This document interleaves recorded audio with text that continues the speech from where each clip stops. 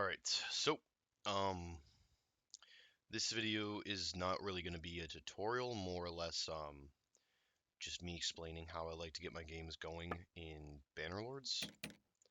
So, the takeaway from what you're going to be seeing in this video, in probably the coming videos, plural, is that, all this is going to be is just me showing you what I like to do, my play style, my preference. You don't have to do this by any means. This is strictly what I like to do. Not every single one of my playthroughs is like this, but this is definitely the kind of playthrough that I'm usually more comfortable with, that I feel more safe doing this playthrough. So that's what this is going to be. It's just me showing you my safety playthrough. So let's go ahead and do that. With the Sturgian culture, the takeaway with that is that it does not matter what culture you choose. You will always start in the same spot. So getting our family background, I always like to go with anything that will affect me in social and in cunning. So for example, I can go with boys companions. I can go down here. That gives me good. It gives me more tactics. Also gives me more bartering. Vagabonds gives me roguery, but we're not into that. We kind of go with the urban traders because that again helps us with trade and tactics. So we want to go with that.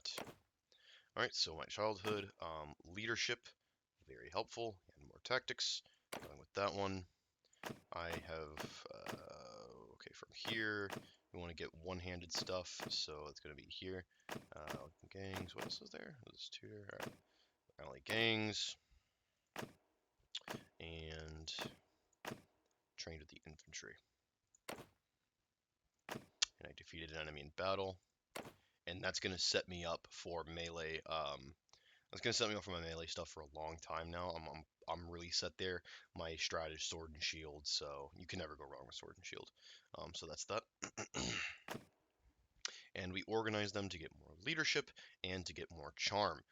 Something that you are going to want to end up getting around to is your stewardship. That is very important as well. Nothing here is going to give that to you. So this is something that I like to do, is to work on my social skill. And for our name, there we go. And I'm just auto allocate their perks. Yes, I'm not worried about that. And that's it. We're going to I'm going to leave it on very easy, because I can't be fucked to, I don't care, really, to up its difficulty. This is more of just a fun playthrough. So, especially if you're going to be new to this game, this will be good for you as well, I guess. But again, this is not going to be some overarching series of tutorial videos. This isn't going to be like a full playthrough. I will definitely upload quite a good handful of videos from this playthrough in particular. But don't expect this to be me holding your hand and telling you how to play the game. So, we don't need to do this.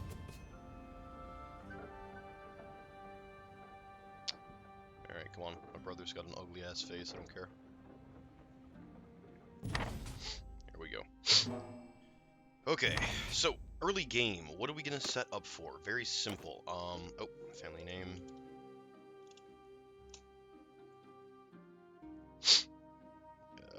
Where's my cursor? There it is. Where is it?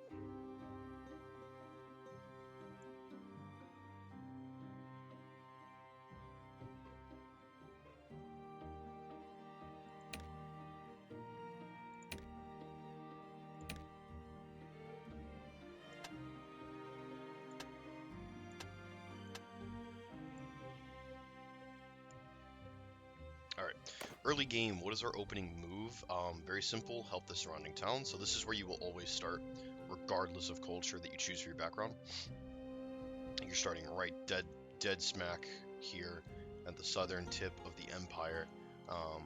Southern tip is really not a good word. I guess it'd be kind of the middle, but you're at this is where you start. Fuck off.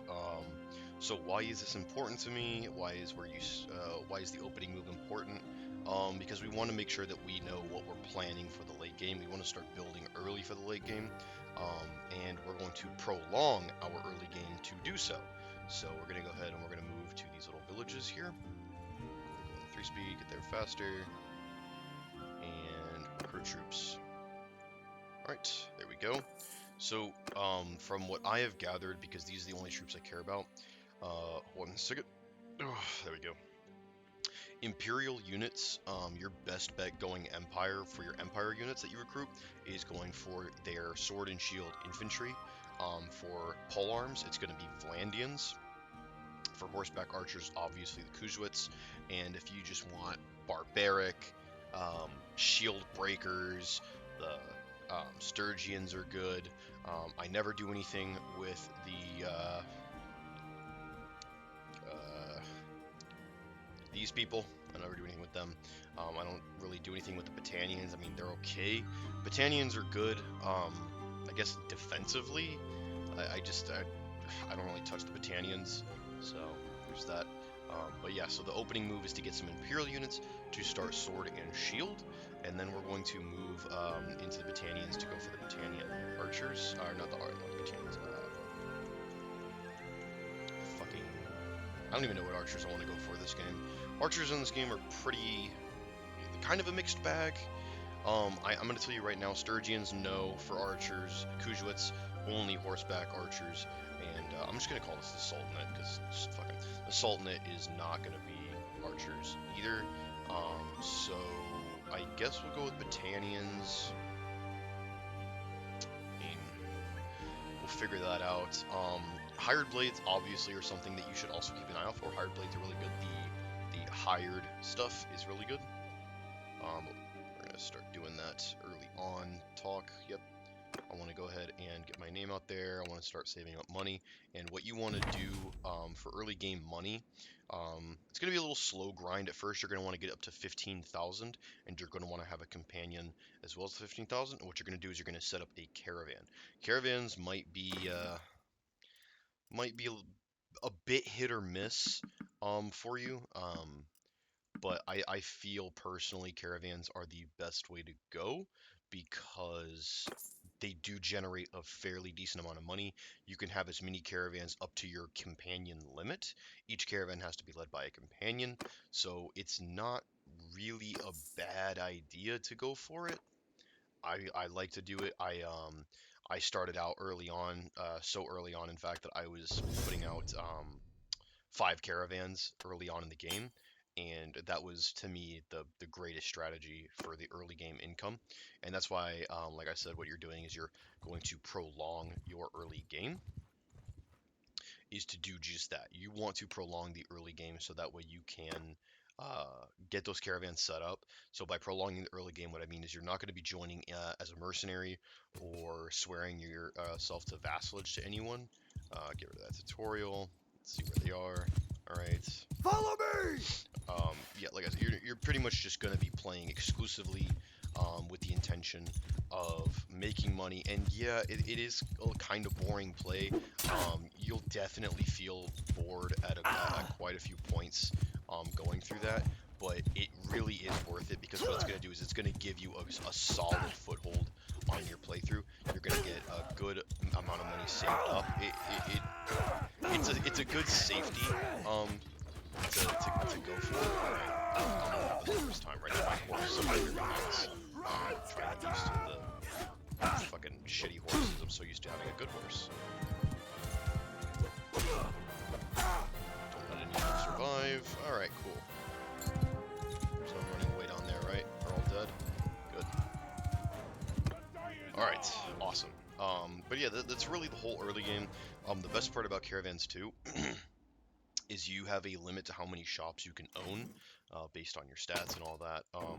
And the best part about that is that because you can have caravans and the caravans don't affect your shops is what I'm trying to get at. So you can have those caravans going and those shops going, and it's just perfect. It's a good way to really rack up money. I'm babbling because I'm trying to explain this as best I can, and I'm not really the person to go to for explanations and for help. So this is all you're going to be getting out of me is just doing that. So we're going to be doing some of these brigand hunts for this little town, and I think that's where we're going to wrap it up. I'm going to finish explaining. So once you've gotten to the point where you feel as though you have a good shitload of money, and I mean literally a shitload of money, enough money to the point where you feel like you should be allowed to buy a city, that's when you're going to go ahead and by that time you should have been doing don't stop doing quests for people. Keep doing quests the entire time. You want to continue to level up your round because you need to get your clan rank up, because that's how you're going to be able to join a kingdom as a vassal, and you're going to want to join a kingdom as a vassal. Now, I would suggest do not join the Sturgians, because A, Sturgians suck, and B, because like I said earlier, my preferred land grab is the Sturgian holds, and you're not going to really good taking their shit if you're already a member of their kingdom. What I like to do is I'll just join anyone that is near the Sturgians. I will intentionally start a war to piss them off. Probably don't do that. You're going to really need to know how to play the game and be really fucking good at it, to kind of get your way out of the red with everybody's opinion of you for doing that. Certain kingdoms are okay with executions. Most, from what I haven't done all the kingdoms where I've aggroed without asking the Lord first, but try to avoid doing that, because that really blows your influence and it makes everyone in that kingdom that you are a member of hate you. So don't do it. Wait till they start a war. So if you're going to go for that strategy, like what I was just saying, where you just basically hang around and try to take on the Sturgian lands, because I think they're better, they're easier to defend. Just align yourself with someone that borders them and hope for the best. Hope that they go to war with them soon, really. So let's go ahead and do that. Food. Go ahead and lock in our food and sell it. Recruit. Alright, you don't have any recruits. Guess I already recruited from them, huh? And that's really the whole early game in a nutshell for me. That's my whole grand plan. It's not the most glorious plan. It's not gonna fucking make the game go by faster. This game is not supposed to be fucking rushed through. I'm sure there's ways to meta your way through the game to get it done faster. I don't think that's fun. I think the fun in this game is enjoying the adventure that it takes, and your character might even die of old age before you found a kingdom. You know, that might just be what happens, but unfortunately you're gonna have to just kind of be okay with that. You're going to play with a new character and start up with them and just continue playing that way. I don't even actually know if you can die of old age. I genuinely don't know. I would assume you can, since age is a thing in this game. Alright, what do you have in here, real quick? Ugh, gross. Okay. Tavern District, ransom a prisoner, recruit, and wool cap at 10. That's all we need.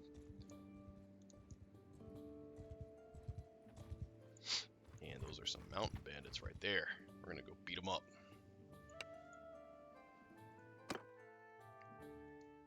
I should have 2 other videos up on my channel on me playing this game.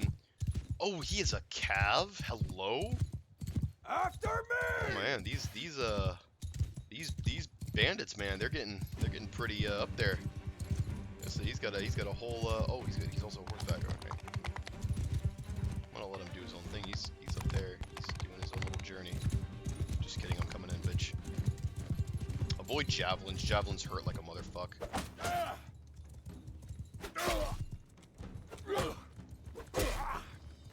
He must be their fucking leader.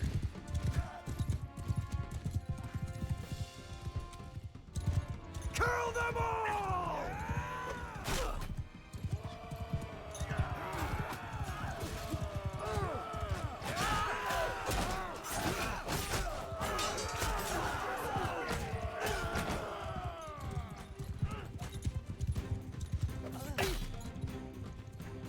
No man left alive.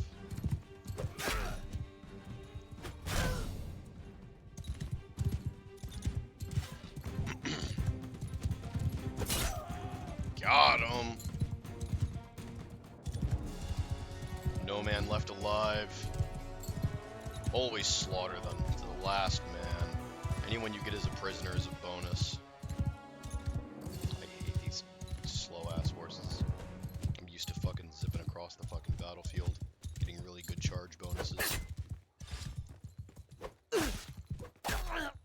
Got him. All right, there you go. And that's really all there is to it. Like I said, just do all the early game quests. I know it'll take a while. If you want to do my strategy, you don't have to do my strategy. If you want to do the strategy, take your time. There is absolutely zero rush to do anything. Just just take it. Just take your time. Take your time, accumulate money, accumulate renown. That's all you got to do. And the more you make a name for yourself, the more the people like you, the better it'll be later on because the whole world just sees you as this paragon of virtue.